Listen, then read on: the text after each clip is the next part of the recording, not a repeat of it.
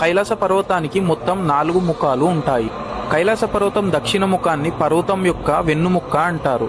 ఎందుకంటే ఈ కైలాస పర్వతం సౌత్ ఫేస్ మీద ఒక పొడవాటి లైన్ పైనుంచి కింది వరకు ఉంటుంది. దీన్ని హిందువులు శివుని యొక్క వెన్నుముక్కగా కొలుస్తారు. విష్ణు పురాణం ప్రకారం శివునికి 5 ముఖాలు ఉంటాయి. అందులో 4 ముఖాలు శాంతంగా మరియు 5వ ముఖం చాలా భయంకరంగా ఉంటుంది. ఆ 5వ ముఖాన్ని కైలాస పర్వతం యొక్క దక్షిణ ముఖంగా పిలుస్తారు. ఈ కైలాస పర్వతం దక్షిణ ముఖాన్ని పూజిస్తే చావు నుంచి విముక్తి కలుగుతుందని నమ్ముతారు. కైలాస పర్వతం పశ్చిమ ముఖాన్ని గమనిస్తే దాని మీద ఒక పెద్ద మనిషి ఆకారం ఉంటుంది. దాన్ని శివుని గుర్తింపుగా చూస్తారు.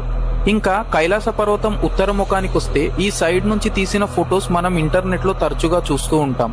ఈ కైలాస పర్వతం ఉత్తర భాగానికి ఒక స్పెషాలిటీ ఉంది. ఈ ఉత్తర భాగం వైపు సూర్యకిరణాలు పడితే కైలాస పర్వతం ఒక గోల్డ్ లాగా మెరుస్తుంది. అందుకే దాన్ని గోల్డెన్ కైలాష్ అని కూడా పిలుస్తారు.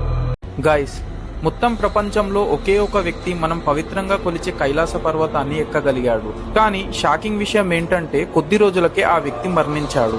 ఆ వ్యక్తి పేరే మిలెర్పా.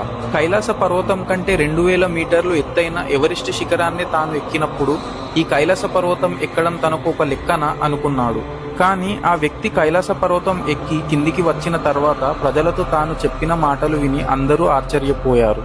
తాను ప్రజలతో ఈ విధంగా చెప్పాడు: కైలాస పర్వతాన్ని ఎవ్వరూ ఎక్కవద్దు. అక్కడ ఏదో తెలియని శక్తి ఉంది.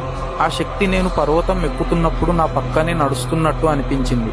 మరియు అది తరచుగా నన్ను పర్వతం మీద నుంచి కిందికి లాగివేసింది. ఇంకా నాకు ఆ పర్వతం మీద కొన్ని రకాల శబ్దాలు వినిపించాయి. అవి డమరుకం యొక్క శబ్దాల లాగా ఉన్నాయి. తర్వాత ఒక సైంటిస్ట్ మిలెర్పా మాటల మీద రీసెర్చ్ చేసి మిలెర్పాకి కైలాస పర్వతం మీద కొన్ని అద్భుతాలు కనిపించాయని, ఆ అద్భుతాలు ప్రపంచానికి తెలియకుండా ఉండాలని నాసా వాళ్ళు నిజంగా కైలాస పర్వతం మీద శివుని ఉనికిని కనుగొన్నారా? మంచుతో కప్పబడిన ఈ కైలాస పర్వతంని హిందువులు, బుద్ధిజం మరియు జైనిజం వారు దేవుడు నివసిస్తున్న ప్రదేశంగా చూస్తారు. ఈ కైలాస పర్వతం అనేది దేవుళ్ళకే దేవుడైన శివుని నివాసంగా మనం నమ్ముతాము.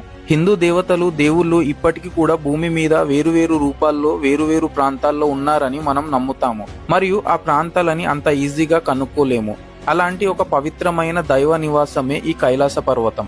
కైలాస పర్వతం మీద ఎల్లప్పుడూ శివుడు విశ్రాంతి తీసుకుంటాడని మనం నమ్ముతాము. కొంతమంది సైంటిస్టులు ఈ కైలాస పర్వతం మీద రీసెర్చ్ చేసి చెప్పిందేంటంటే, కైలాస పర్వతం భూమి మధ్యలో నాభి ప్రాంతంలో ఉంటుంది. మనిషికి నాభి ఎలా మధ్యలో ఉంటుందో భూమికి నాభి ప్రాంతం కైలాస పర్వతం. అందుకని కైలాస పర్వతం ఎక్కటానికి ఎవరు వచ్చినా కూడా వారికి దారి చూపించే సూచికలు పనిచేయవు. కైలాస పర్వతం దగ్గర 4 దిక్కులు కలుస్తాయి. కైలాస పర్వతం చూడడానికి ఒక పెద్ద లింగం ఆకారంలో ఉంటుంది.